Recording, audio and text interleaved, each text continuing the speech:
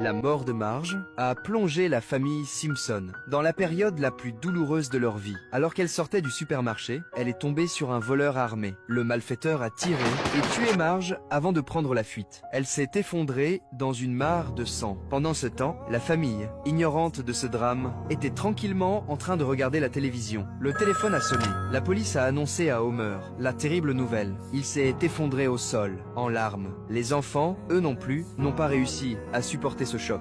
Depuis ce jour, Homer n'a plus réussi à fermer l'œil. Il a fini par avoir une pensée égoïste. Il a couvert Bart avec une couverture, Goodbye, Bart. puis il a embrassé Lisa.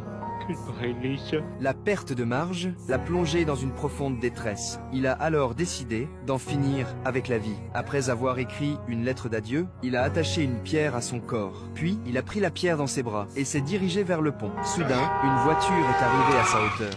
Homer?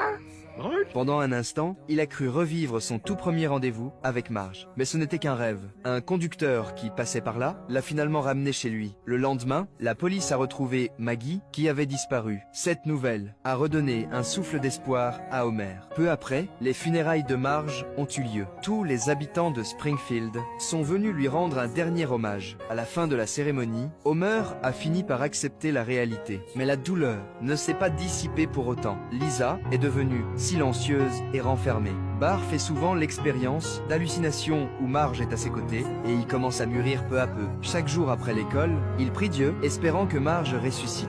Homer a découvert par hasard une lettre écrite par Marge dans son armoire. Même si elle trouvait Homer parfois peu fiable, elle n'avait jamais regretté de l'avoir épousé. C'était un cadeau qu'elle avait préparé pour lui, mais qu'elle n'avait pas eu le temps de lui lire elle-même. Alors Homer a pris une décision. Il allait devenir un bon père, il ne veut pas décevoir Marge au paradis.